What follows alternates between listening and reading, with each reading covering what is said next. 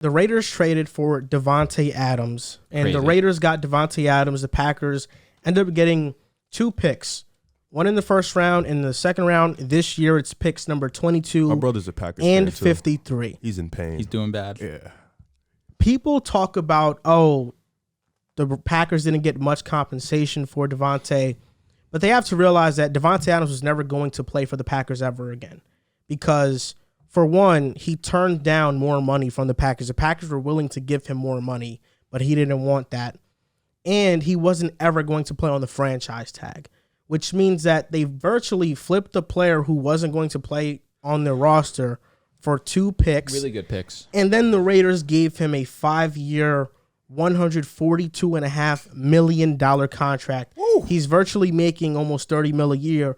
We talk about quarterbacks making that much, and we're like, we don't want to pay a quarterback that much. And now a receiver's getting this type of money. I love to see it. Would you have done it? No, No. I wouldn't have. I think the Raiders definitely upgraded talent. With Chandler Jones, Davante Adams, 2 of the best players at their position, I think they have now jumped up to the second best team in the AFC West behind the Chargers. If I were ranking it today, I think it's the Chargers, Raiders, and Chiefs. Even though the Raiders and Chiefs, I think, are going to be a close second to each other. I think the Broncos are dead last, and I said it last show. And that was before they got Davante Adams. Mm-hmm. But I will say this. I'm worried about this move for the Raiders. I think the Packers will be just fine. They have been 10-3 without Davante Adams when he hasn't played. Aaron Rodgers has shown before he can get you there. They might not win it all, but they'll still be great. And I don't think they're going to not make moves. They now have 2 first-round picks. They can go and get a wide receiver, one of those picks. Another one of those picks could be for an offensive tackle or a guard or an interior lineman. Maybe Tyler Linderbaum falls in the draft and they can draft him. That'd be interesting. I think the Packers are going to sign one of these marquee free agent names a receiver, either if it's Julio or Jarvis Landry, or maybe a Will Fuller goes there on a 1-year prove-it deal. I think they'll sign one of these marquee free agent wide receivers. I think Odell Beckham, if I were to give my prediction, I think Odell is going to be on the Green Bay Packers. With that being said, I look at the Raiders, and Davante Adams is 29 years old. They just gave him 5 years. He has played 1 full season in the last 3 years, and that was this past season. He missed week 18 because he was resting for the playoffs, but in 2020, he missed games. And in 2019, led the league in touchdowns. No, you're right, but he missed games. 2019, he missed games as well. Davante Adams is 29. Do you want to know somebody who led the league in receiving yards at 29 years old? AB. I was going to guess AB as well, or Julio. Julio Jones. Yeah. He had 1,600, over 1,600 that year. Since then, he's dropped off tremendously. Since 1990, 38 wide receivers have been Pro Bowlers at age 29. 24 of them have failed to have a top 5 season afterwards. Only 4 players had multiple top 5 receiver seasons after 29. Jerry Rice. Terrell Owens, Marvin Harrison, Jerry Rice, and Chris Carter. I'm not saying Davante Legends. Adams can't do it, but the Select numbers group. Select are group. the numbers are against you. There's over a 50% chance that in 2 years, Davante Adams is going to drop off significantly to the point that $30 million a year is going to be looked at as one of the worst contracts in the NFL. Can they get off of it at any point in time? It's all guaranteed. Let me. Well, I'm pretty sure it's 141 all guaranteed. Go ahead. You know, first of all, the Raiders, great move. You know, great move. You get the best. Let me not say the best. Cooper Kupp just bugged out. You get one of the 3 best receivers in the NFL. He's top 2. You can say he's top 2. All right, I just wanted to be. I I know wanted to you- be safe, and I you know what I'm respect you saying? respecting I wanted to Cooper. be safe. He's one of the top 3 best receivers in the league. You pair him with Hunter Renfrow, Brian Edwards, Darren Waller. I mean, that's a pretty scary wide receiving. It's a cute trio. That's a pretty Very great cute. room right there. You know, Hunter Renfrow is solid. Darren Waller is one of the best tight ends in the league. Then you got Brian Edwards. I think he's really good, and that's going to open up the field for him now that you get Davante Adams in. This is a really, and Derek Carr is really good. He is. So this is a really dangerous offense. Then, not to mention Chandler Jones on the other side with Max Crosby. I like Nate Hobbs. His rookie year was solid. They lost Casey Haywards. It sucks, but I think they can still retool. The Raiders are a good team. Now, ranking them, I like Denver and what they did. I ain't gonna say I don't. I like Denver and what they did. Before you keep going, 65. 51% of it is like bluff, according to Spot Track. 67.5 of it is guaranteed, but 22 million was guaranteed at the sign of it. So, you know, He has signing $22 bonus. million And then they in have his a pocket. potential out in 2025. Yeah, so he got 22 million guaranteed at the signing of the contract, and 42.9 more million is guaranteed. Imagine waking up You to that signed tomorrow. and 22 Yo, million just that's drops in your bank account. insane, bro. Shout out to Davante. That is awesome. Like I was So saying, yeah, so that would mean like half of his contract is not guaranteed, which means they could get out of it. Yeah. In 2-3 seasons. At the age of I would say 32, 3 you can get seasons. out of it. Yeah. Okay, back to my monologue. Denver, you guys made great moves. I do think you guys are last though, as of right now, and not to say you're last because you're a terrible team. Not saying It's a that. stacked division. Yeah, I think It's just the unbelievable. division is really, really good. Yeah. Everybody has made moves. You've also made moves, but there's still some holes in your team. I like the Raiders. I would probably put ahead of you guys right now. I would probably put the Chargers at 1, but I still think I got the Chiefs at 2. I think, Patrick Mahomes, Tyreek Hill, Travis Kelce, I can't count them out, so I think for me there's 2, but the Chargers, the moves they made were just too dangerous for me to not put them 1. You know what I'm saying? But I think for the Raiders, this is a move that they feel like they're in win now mode. This is a big move. Adams wanted to play with Carr. Carr and Adams are cool. This is offensively, this could be one of the best offenses in the league. For Green Bay, I don't think this is as bad as people make it seem. Like you said, they have draft capital. They can draft this receiving core in this draft looks really good. They can pick up a couple receivers. They can help out on that offensive line. Like you said, we've seen it before. Aaron Rodgers will get you there, and he's still at that level where he can play at an elite level. And the defense is still really good. The defense is going to be really good. So I think they just re-signed Rajul Douglas. He was good for them last year. They still got Eric Stokes, who had a good rookie year. And they still have one of the best man-to-man cornerbacks in the league in Jair Alexander. So Rashawn Gary is still really good. They did release Darius Smith, but I think their defense is still going to be solid on that end. So before you go, just so our listeners and viewers can know how the Davante Adams contract is, this is the full breakdown of the Adams deal. And shout out to Philly Phil on Twitter, which this is where I'm getting it from. Philly Phil. Here's the full breakdown of the Adams deal. Signing bonus, $19.25 million. His salary for this upcoming season is $3.5 million, fully guaranteed. 2023 has a roster bonus of $20 million, guaranteed for injury at signing and fully guaranteed in 2023. Then his 2023 base salary is $6 million, guaranteed for injury as well. In 2024, he has $16.89 million guaranteed for injury in that year. In 2025 base salary, his base salary is going to be $35 million. In 2026, his base salary will be the same number, $35 million, and he's going to get a roster bonus of $500,000 annually per game in 2022 to 2026. And basically, in reality, it's a 3-year, $67.5 million contract. The final 2 seasons of it pay him $72.5 million that he may never get to see, and he'll be 32 at that time. And if the Raiders are probably smart, they restructure his deal so he doesn't have that huge of a cap hit. The only way that he gets that money is if Davante, at age 32, is putting up the numbers that he's putting up right now. I think that he will Even not see still? that. No, because bro, I know, it's crazy, We're talking about man. $30 million. Yeah, I think I'm the with you. Raiders are like, even if he's a great receiver, an elite gonna one at that restructure. point, You can't do it. I don't want to pay a receiver $30 million. And you're talking about a team who can, if they release him outright, they save $30 million. Yeah, I'm with you. At that point, they're like, nah, we probably don't. Doesn't do matter how good he is. It. Yeah. I think at 32 it'll still be good though. I'll tell you what, this was one of the craziest news breaks that I've ever seen in my life. The only one that I can put up with this one is the Kawhi and Paul George news at 2 o'clock in the morning. I'm driving home and I see that Kawhi and Paul George are going to LA. That was crazy. But this one's right up there with it. I was completely shocked. Did not see this coming whatsoever.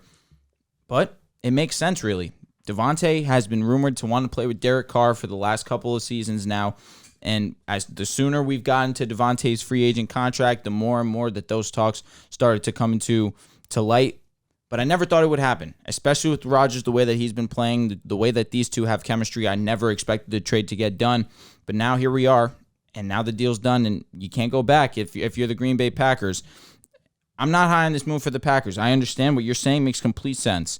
They weren't going to be able to keep him, especially given the fact he was not going to play underneath a franchise tag. Thank you. And it just seemed as if Davante's time in Green Bay was up. He just wanted to move on. They gave him the money, more money than what the Raiders were willing to pay him and what they did pay him. And he just decided he wanted to move on. Now, for Green Bay, I do have my worries about their wide receiver core. Look at the playoff game against the Niners last season. There was 2 players targeted. 3, actually. The tight end got targeted 1 time. It was Davante Adams got targeted 9 times. Aaron Jones got targeted 9 times. No one else got a target on that team.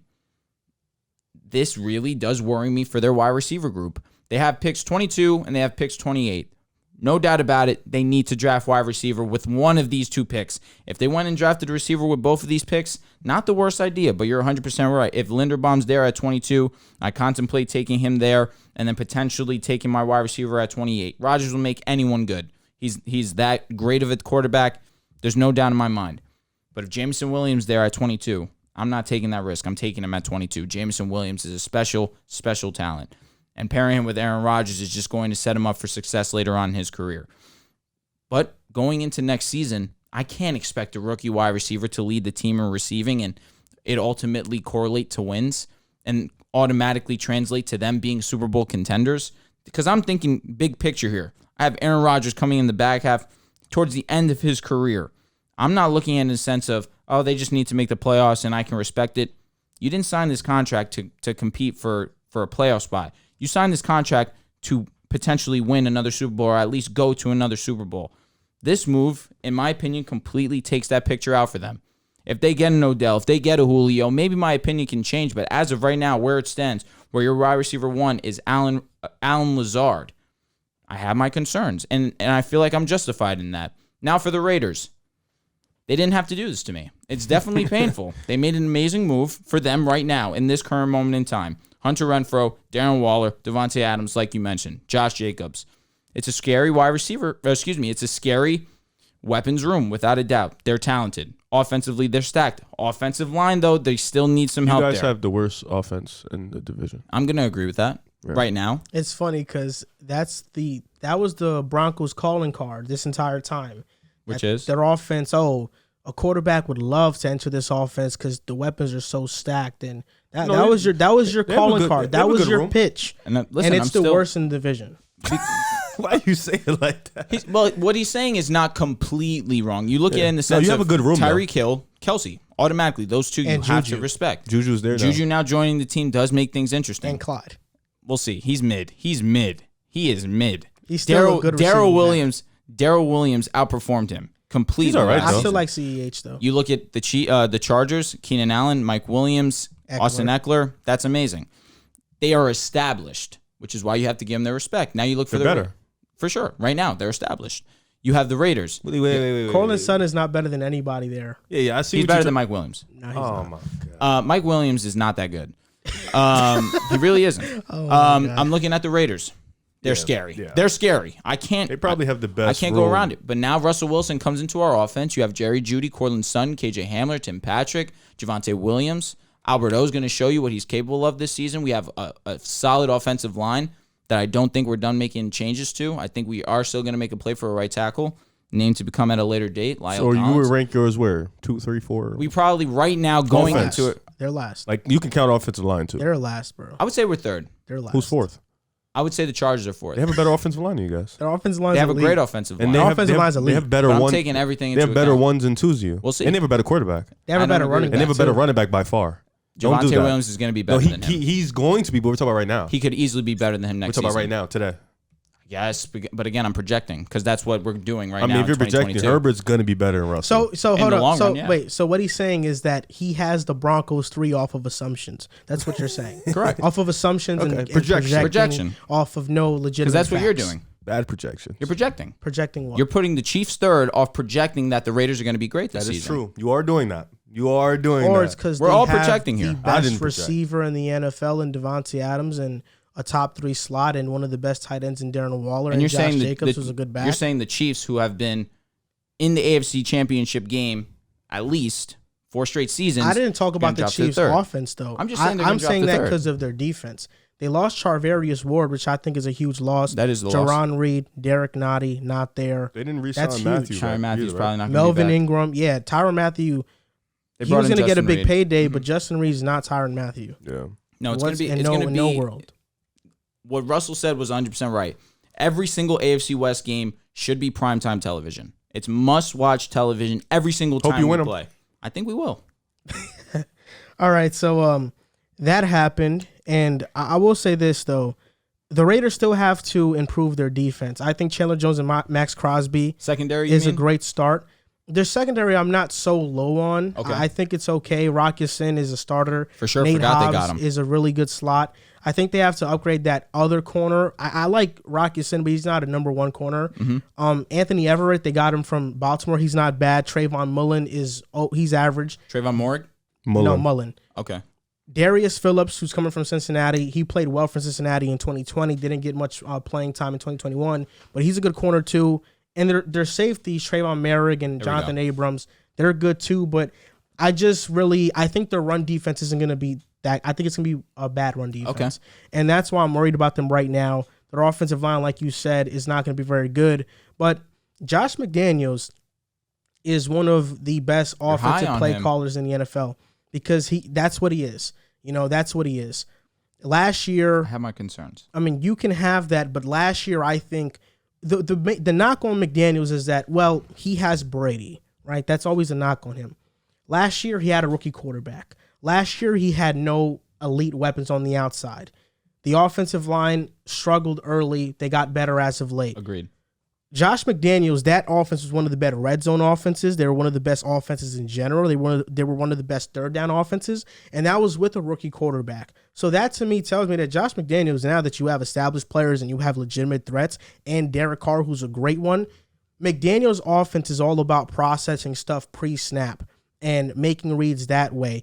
Derek Carr is one of the smarter quarterbacks in the NFL to handle that type of offense. So I think their offense is going to explode and be phenomenal next season with all the guys they have at their disposal.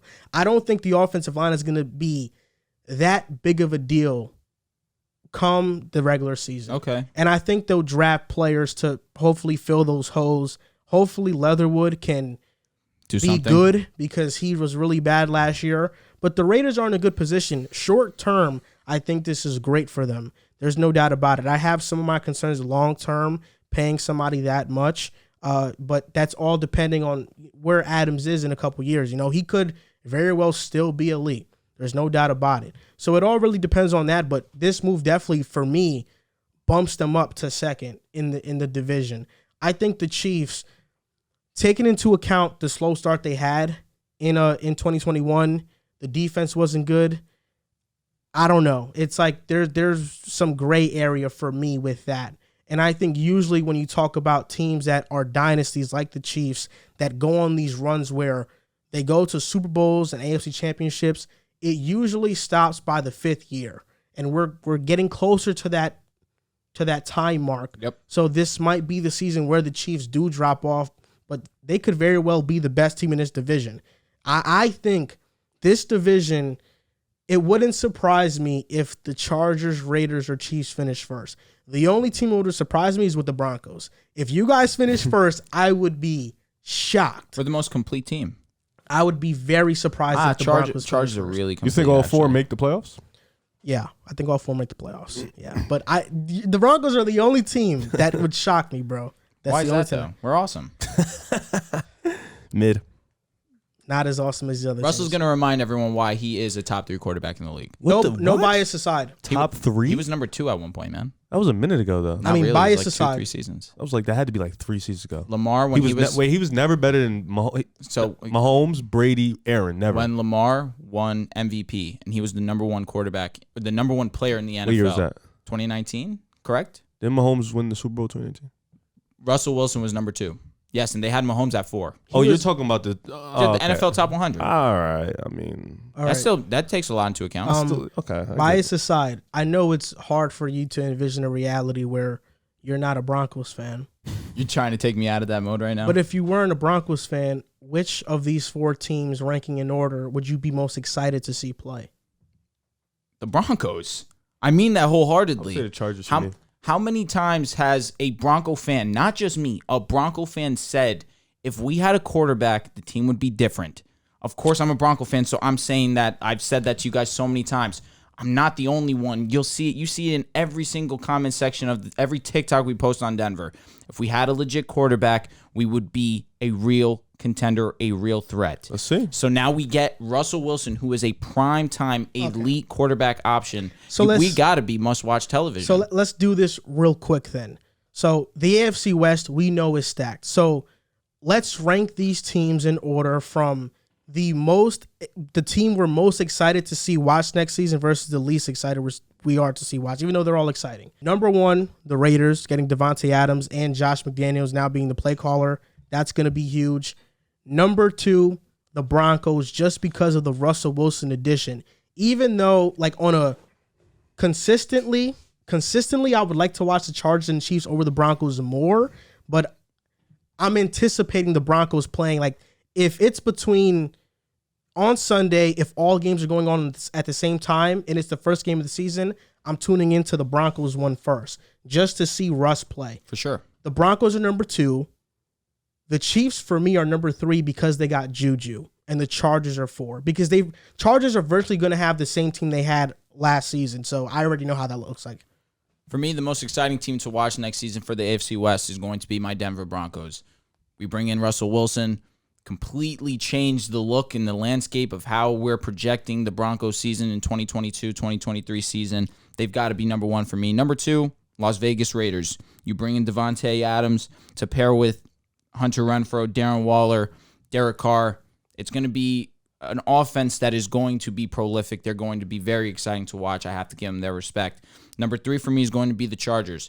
Chargers are a young team that still have to get their foot in the door of really being one of those teams that every team is fearing when they see them on the schedule, and I feel like that's going to be them this season. And number 4 is the Chiefs. We know what they are. They're an amazing team who've been to the big game every single season for the past 4 years. You know what you're going to get with the Chiefs starting a season. So it's nothing exciting other than the fact that Mahomes is box office. All right, well, for me, I got number 1, I got the Chargers. I think, Justin Herbert is still going to be fun to watch. And then that defense, Khalil Mack, Joey Bosa, J.C. Jackson, Derwin James. Like, I'm just excited to see that combination. And like you said, they have a combination of youth, and that's going to be great to see. For me, number 2 would be the Raiders. Derek Carr, Davante Adams. I'm excited to see that dynamic duo, Chandler Jones, Max Crosby. And then number 3 for me is Denver. Russell Wilson in a new environment with Jerry Jeudy. Now he has an established quarterback, Cortland Sutton, so that's going to be interesting to see. And plus, Justin Simmons is one of my favorite players, so I actually love him. So. He's elite. And then fourth, the Chiefs. All these teams are going to be exciting. The Chiefs are still one of the most fun teams to watch on earth. But like you said, we've already seen that story so much. They're excited. We know what we're going to get. But all 4 teams are going to be talented. That's my roster. It's really freaking hot in here.